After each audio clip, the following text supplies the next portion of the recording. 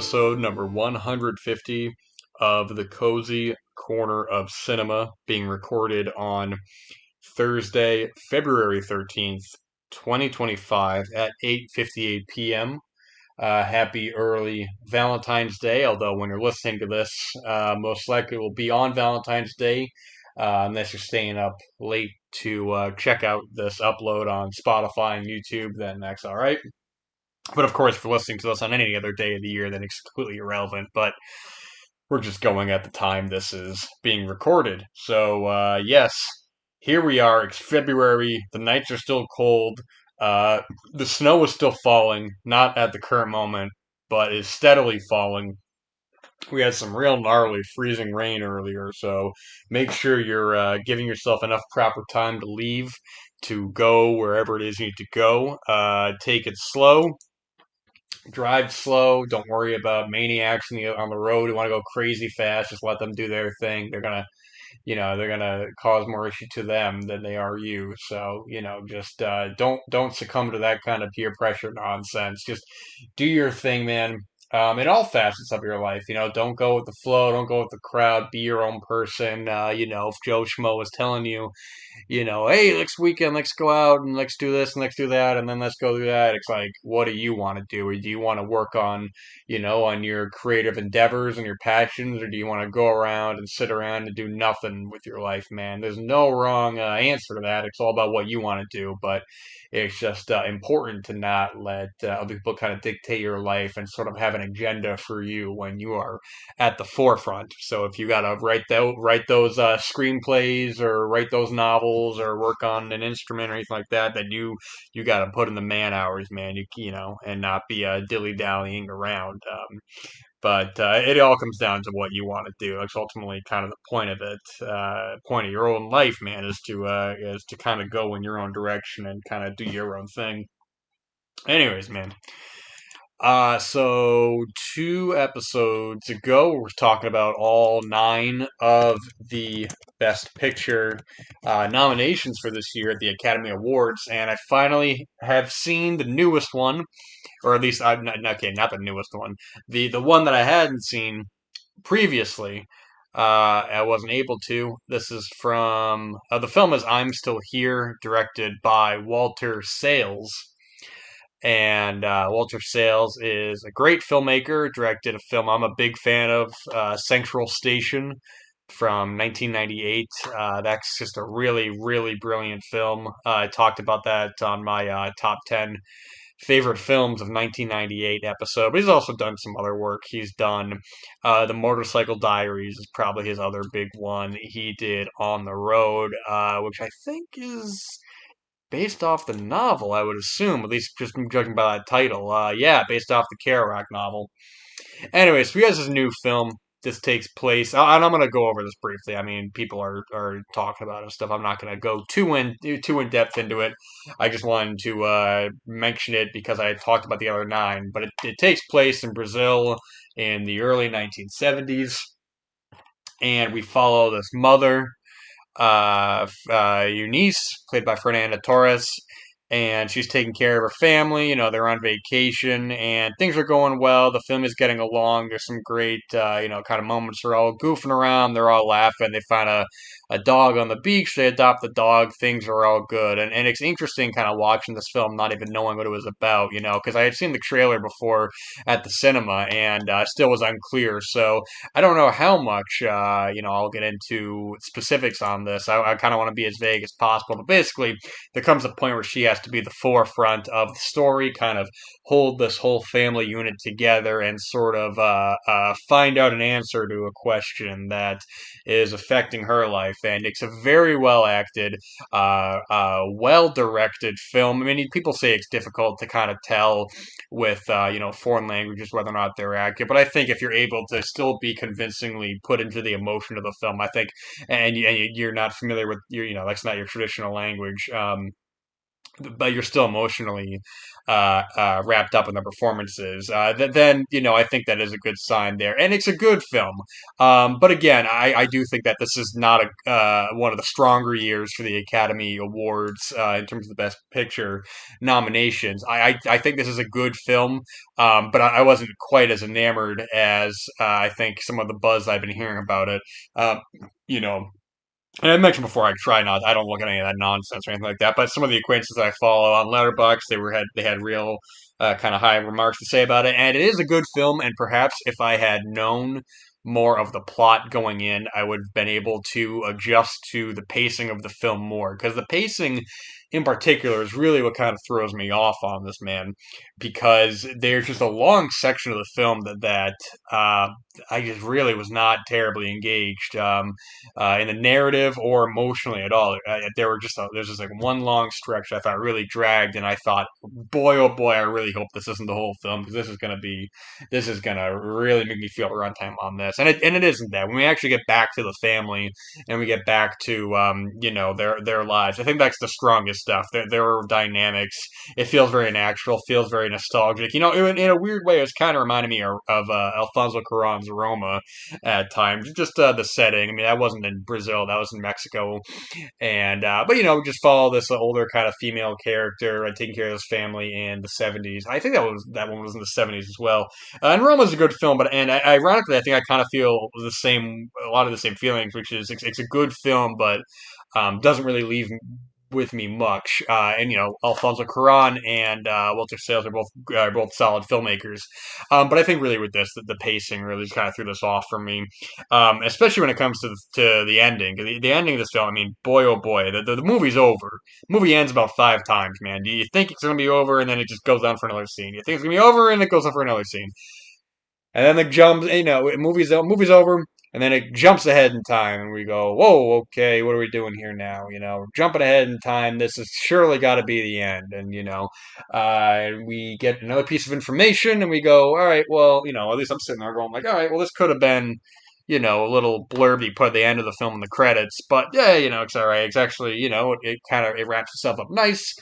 It goes back to an earlier point of the film. It's all good, and he's sitting there, and it cuts to black. And I'm about to say, "All right, that was good," and then nope, you better put that popcorn right back down, because then we do another time jump, and I go, "Well, good lord, brother, what are we doing?" And the second time jump, I don't even know why I was in the movie, man. I think you could have completely cut that out. I was just like, man, this could have been a blurb at the end. Why is this even in the movie? So, good film, well acted, well directed. Not really enamored with it. It's not one of my favorites. I'm not doing like a ranking or anything like that. I'm not doing any of that. As it is, man. Of all 10, the Brutalist is the only one that I'm like gung ho for. The rest, I think, kind of fall between being good and besides one being bad, or this I think isn't very good. The rest are just kind of like, yeah, it's all right, yeah, it's pretty good, and that's kind of where this falls at. It's all right. It's definitely not bad. But give it a shot, man. A lot of my acquaintances seem to really be digging this one. They seem to have really high praise for it, and that's really cool, man. And it is definitely worth seeing, I would say, nonetheless, regardless if it was nominated or not. This was already on my radar, as is. I'd been hearing good things about it, and yeah, it's a good film. It's definitely a good film. Just no real strong opinions on it emotionally. It's a film that I definitely, I enjoyed watching. I just don't need to revisit, but. Going from there, it's funny. Another film that I'll talk a little bit about.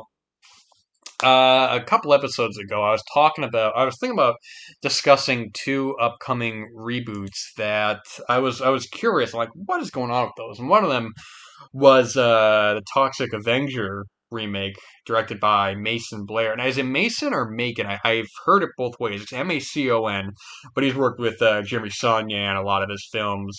He did Blue Ruin, Murder Party, Green Room. He's a good actor. He's popped up in stuff like The Florida Project, Logan Lucky. He directed his own film with oh boy, I'm blanking on her name from Heavenly Creatures. Oh boy, Melanie. No, not Melanie Griffith. Melanie something. Oh my god, Melanie Lewinsky, I believe, is her name. But he did. I don't feel at home in this world anymore. Also, has Elijah Wood, very good film. So he's a talented filmmaker. But I was like, man, when's that movie coming out? It was announced as unreleasable, and I was talking to some acquaintances, like, what does that mean, unreleasable? What is it like? I mean, after the recent kind of Terrifier films being released unrated, so they're gonna have a bunch of extreme gore. I'm thinking like, all right, well, unreleasable is it? I mean, from what I heard at the festival that it played at, I think it played at one two festivals. It was mostly a positive reaction. I heard a lot of goods to pretty goods. I didn't hear anything overwhelmingly positive or overwhelmingly negative. I heard some people say they didn't like it, but I didn't hear anybody say it was horrible or something or it was amazing. I just heard a lot of it's good, pretty good. So we'll see. Anyways, but that has now been announced to be released in May or June, I think. Anyways, I don't even know where I'm going on with this. But anyways, the other one I was thinking about, I was like, when is this movie coming out? It's one that's been on my radar for a little while. Very curious, and then I see that it gets announced for a Blu-ray. And I'm like, is this film available? What's going on with this? And it was available, and I watched it. I'm gonna talk a little bit about it. It's a rare case where it's a film that I really didn't like, but I think it's worth talking about solely in the context of this show. I am talking about the new Audrey Diwan film, the remake adaptation of Emmanuelle, starring Noemi. Is it Numi or Normie? I don't know how to say that name. Normie Merlon, who has popped up in films like Portrait of a Lady on Fire, which I still have not seen. I even had somebody even gifted me a Blu-ray of it, and they said watch this film, and I still have not seen it. But she's also been in films like The Innocent by Louis Garrel, which is a great film. Tar, which is a good film. Recently popped up in Lee, the Kate Winslet war film, and she had a small role in the film, and I was like, oh, hey, it's Merlon. She was in the film. That's great too. But anyways, Emmanuelle. Okay, so I've talked a lot about Emmanuelle on the show. I've talked about the Judge Aiken film starring Sylvia Crystal, and actually, funnily enough, that's the most watched episode of Cozy Corner. That's something like 20,000 views, which is insane. I'm like, man, uh, thank you for. I mean, it's very, I was talking about that film in the context of the book. I've read the book a couple times. If you want to hear me talk more about the book and that film, then I would recommend just checking out that episode. If you can't find it, just go on my YouTube page or on, and go under most popular and whatever it is on Spotify. I don't even know what episode it is. So on Spotify, I'm sure you can look up Cozy Corner Emmanuelle and you'll find it with two M's. But anyway, so I heard about this film a while ago. I was following it. It was originally cast with Leah Seydoux, who's a really great actress. She had to drop after scheduling conflicts, and her Merlant comes in, and I was very curious. I'm thinking, what does a contemporary version of Emmanuelle look like? How do you do a contemporary Emmanuelle? Because you're not going to make it not even really. I mean, it gets grouped into softcore, but it is and it isn't. It's like it really is like a film for adults. They just happen to have a lot of sex in it. Putting it under the softcore label, I don't know. It never really sat right with me. Um, but okay, they didn't want to do that. Oh boy, there's a lot to go into on this one. I said I was gonna be brief on it, and I'm gonna try to be. So, um, it's a very loose remake of the film, and it's a very loose adaptation. If anything, it feels more of an adaptation of the novel in terms of just certain plot elements and plot structures that are there. There's one part that I don't remember if it was in the film, in the Jajakin film.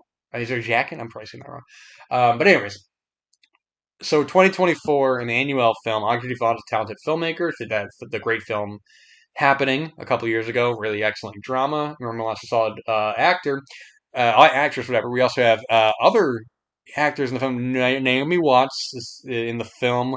Will Sharp plays who's the character is basically supposed to be a version of the character Mario from the book, as well as Chacha Huang, who plays the character Zelda, who is something of of the Marianne character, and for obvious reasons they couldn't do that. Now Marianne's a young child in the book, and there are some back and forths about the sexuality. Anyways, so with this film, it was intriguing from the trailer. I mean, I'll tell you right now, it's incredibly well shot. It looks like it's a gorgeous film.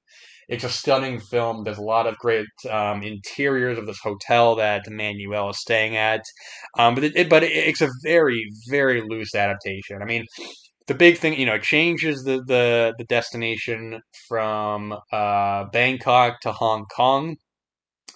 Uh, Emmanuelle doesn't have a husband in this. I think they made her like a travel reviewer or something. I was got a little confused on that because there's one part she's talking about, oh, this is like a five, this is like a seven, this is blah, blah, blah. So I kind of missed that, but um, it's interesting what they do with this because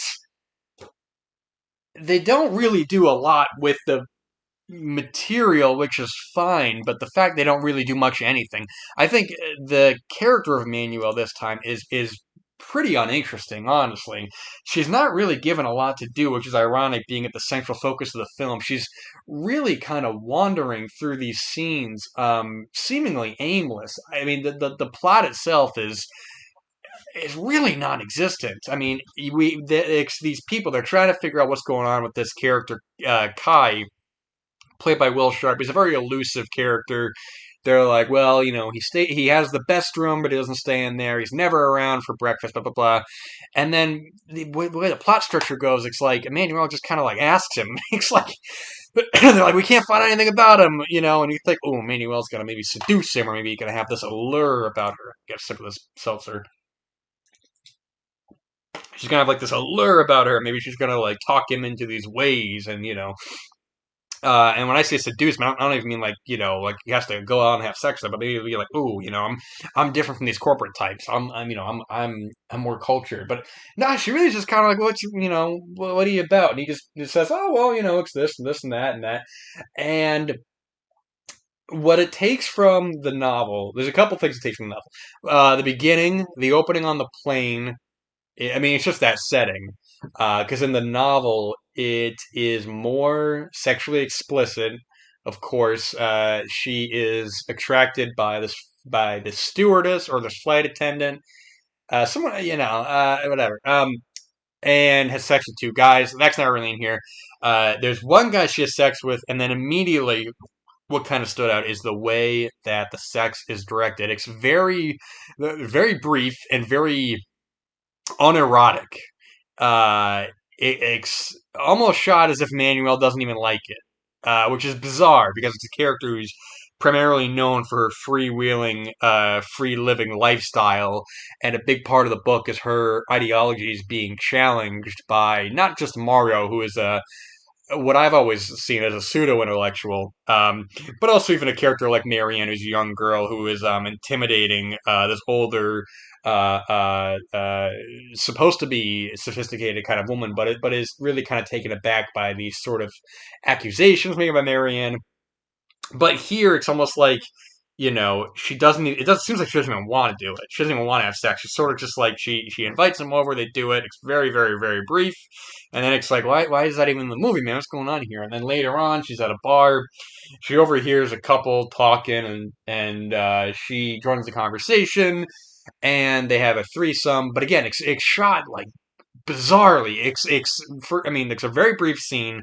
It's maybe like 10 seconds tops, but the camera is so close to Nuri Merlant that it's like, what is happening? It's this facial expression of just like, I'm not liking this. I don't want to do this, which is it could be an interesting idea. Maybe there's somebody who's like, oh, I would, do I feel like I have to do this, to for whatever. I don't know. There's many angles. There's many different ways and angles that you can kind of take this character who's in control of her sexuality, or maybe she's like, maybe she's at a point where it's like, I don't even want to do this anymore, but I feel like, I'm obligated to. I don't know. You can go so many different directions in this, and that's why it's kind of like if they're gonna be so loose with an adaptation or a remake, the fact that they are so not even they're so ambivalent about doing anything with the character. It's just very meandering. The ending is the same as it is in the novel, so much so that it actually took me off guard when the credits came up. I went, "What? Oh, they're at the end of the film, man." Okay. Um, in the novel, I guess maybe it's a bit more of a heads up because I mean you actually have a book in your hand. You can actually see, oh, I'm about to be finished with this. In the film, it's a little strange because I'm trying to remember. I don't remember if that in the Sylvia Crystal film, it doesn't end like that, but it does have this part that's like in the novel where she goes to a kind of like underground sort of less kind of raw, more kind of raw, kind of like sexual, sort of like this like hut sort of place, and it gets more mean spirited and violent in the film as opposed to the novel where Mario's trying to kind of like show her this new way of like sexuality and kind of exposing herself. And there's also when I was talking about before with the Zelda character being a version of Marianne. There's one scene with the two of them that I won't. I'll keep it PG and I won't get too graphic or anything. But was in the novel but I get why they didn't do it here. At least have that character be young because in the novel, I mean, I'm not even going to account for written in 1959. You're accounting for 2025. I get it. You can't do that now. Um, so that's fine, but it's like okay, you're taking certain elements, you might do your own thing. That's fine, but that doesn't really do anything with it. I never really got an idea of the character of Emmanuelle as a person in this one. Is she, they get rid of they get rid of the husband. She's all on her own, so it's like, does she does she maybe latch on to these people? Feeling like I can only connect through having sex, even if I don't want to.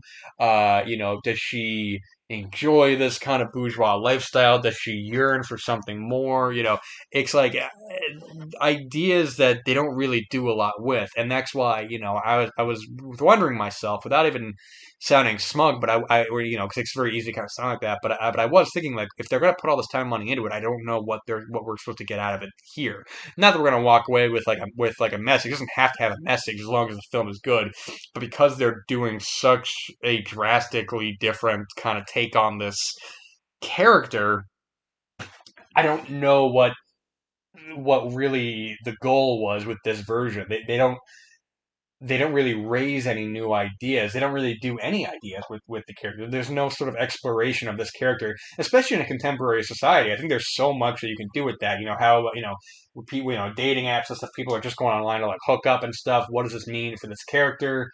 The fact that France and Bangkok and all these places are not what they were in the 70s and 60s, and there's no red light districts anymore. In these areas, it's sort of like, okay, what is a character like that who's plucked from, these older kind of narratives? How does that work in a 2025 setting? And I think it's really just a missed opportunity, man. It's a curiosity piece, really, just for Emmanuelle fans only. I really can't recommend this to somebody. I mean, if you're not a fan of Emmanuelle, I don't know why you'd watch this. I don't know what gain you would get out of it because it's very light on story, very light on character. I mean, the interiors of the hotel look great, but ultimately, I think this really kind of meanders along, and it's um, such a shame because there's so much talent involved with this, and I think that it was such a missed opportunity to do something more special with the contemporary version. I mean, if you're a fan of the series, I would say watch it solely I would say be a completionist, but I don't, I'm talking about not like completing as in seeing every single film. I'm talking about like, if you're a fan and it's like, hey, it's a new Emmanuelle film. Because the last one was like 2012, I think. And it was an edit of another film. It wasn't even called Emmanuelle. It was called like I think Into the Forest or something like that. Man, I'm trying to remember. I can't think of it right now. But yeah, a strange sort of film. Strange final product, I would say. But I did want to talk about that briefly because I had been talking about it before. I was curious what they were doing with it. So yeah, there are good things in it, but overall, I wouldn't say that it was. It's definitely, I can't say it's a disappointment because if you're not looking forward to, you don't want to set yourself up to do that. But at the same time, I'm like, man, what do they do with it? And it's like, man, not a whole lot. But how much time do I got left? I don't know if I want to go into. Okay, I got a couple minutes left. Maybe I'll finish up this talk a little bit next week. But I want to talk about Richard Pryor and more specifically his 1986 directed film. His only film he directed called JoJo Dancer, Your Life is Calling.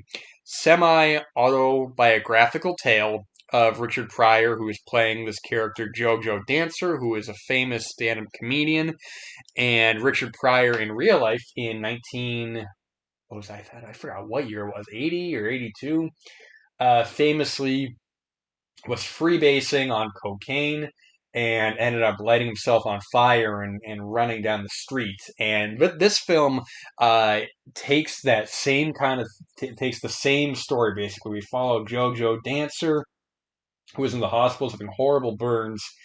And JoJo Dancer actually comes out of his body and looks over. He's like, "Man, what are you doing, man? You know, why are you laying in this hospital?" And we look back on JoJo Dancer's life, his troubled relationship with his parents, him, working in a mafia kind of strip club, trying to be a comedian. He's very timid, and boy, oh boy, I thought this was just excellent, excellent film. Is it great? It has very obvious issues in terms of the tone and the pacing. The tone is a little off at times because it's a drama, but then there are parts that should be serious that are treated kind of lightly. There's a car crash that is taken kind of not lightly by the characters, but it should be more of an impact of it. But Richard Pryor, I think, when he has these really quieter emotional moments is where the film really shines. Richard Pryor, I think, is one of these guys who, I've talked about John Belushi before, and he's somebody who tragically, had such a short life. And when you watch something like Continental Divide, you can see, even though I didn't think that was a very good film, how strong of a more straight-laced actor he could be.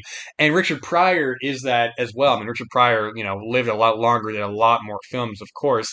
But when I watch him in this, and even something like Blue Collar, which he is more comedic in that, but like one of the scenes early on that I always remember from Blue Collar is when he's like in the living room and they're coming over and he's getting annoyed. He's like, I don't have any money for this, I don't have any money for that. What do you want from me? Get out of my house. And he's just so good at that. But um, there's one moment in this film that, oh my god, almost made me emotional, man.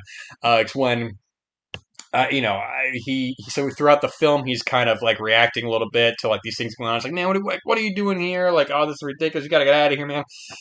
But at the end, when he's just on coke, he's messed up. He's like pouring the I don't know if it was like lighter fluid or what. He's like or whatever it was, he's pouring it on himself, and JoJo Dancer is like, he sees him doing it, and he just puts his arms around him and gives him a hug and tells him like it's okay. And oh my gosh, man. I mean, I almost just started getting emotional right there, man. It's just so well done.